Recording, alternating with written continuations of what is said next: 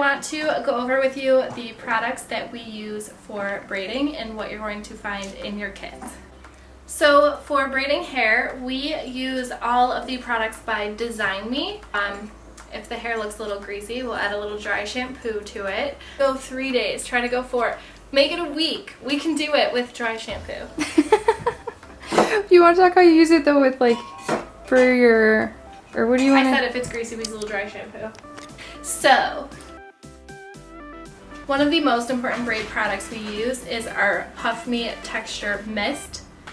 You've probably heard that dirty hair braids better, which is totally true, but we don't really want to touch dirty hair. So we ask our clients to all have clean hair for their appointment. This is what's going to give their hair the texture to feel like dirty hair, so that their hair will hold the braid all the way to the core, the center of the braid. So with this, you're going to spray root to tip. You're going to get through all of the hair and spray it everywhere. This one is Puff Me Texturizing Powder instead of the last one was a spray. And this is how Design Me really became known for braiding products. We'll spray it right before we pancake to help the braid hold as we're pulling it apart. But do not use this texture powder on all of the hair before you braid. It is so strong that the hair will all stick to itself and you won't be able to braid it. It will just keep knotting up on you. Hold Me is the hairspray by Design Me. We love it because it has 3 levels. It has a light, medium, and heavy. What I prefer to do is spray the braid down in a light mist. I would rather use more of a light mist than less of a heavy mist. So the light mist, it's not going to get crunchy, it's just going to have a nice natural kind of hold to it. I also recommend using hairspray before bed if you're trying to get your braid to last overnight. In your kit, you will also find a texture mist. Design Me does not make a texture mist yet, so we all kind of have a different one in our kit. It's just the liquid spray mist bottle in your kit. I use this whenever I have little baby hairs that I want to get into the braid around their face. I'll spray a little bit, maybe even just on my fingers before I start braiding to get all the baby hairs into the braid.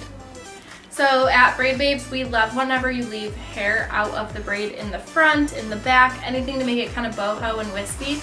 So what I do is I figure out what hair I want to leave out of the braid, and then we use these little no crease clips and we clip them and then braid. So as we're braiding, we don't accidentally pull that hair into the braid.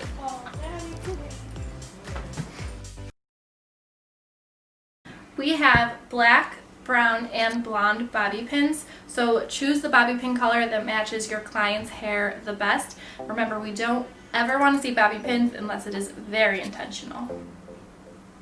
Okay. We also have regular size bobby pins and mini bobby pins. 90% of the time I use the mini bobby pins. They're just less metal in the client's hair. They do all the holding they need to do. I really use the large bobby pins whenever she has a ton of hair and I need to get it all into a bun. I'll use the bigger bobby pin. You do not need to open the bobby pin before putting it into the hair.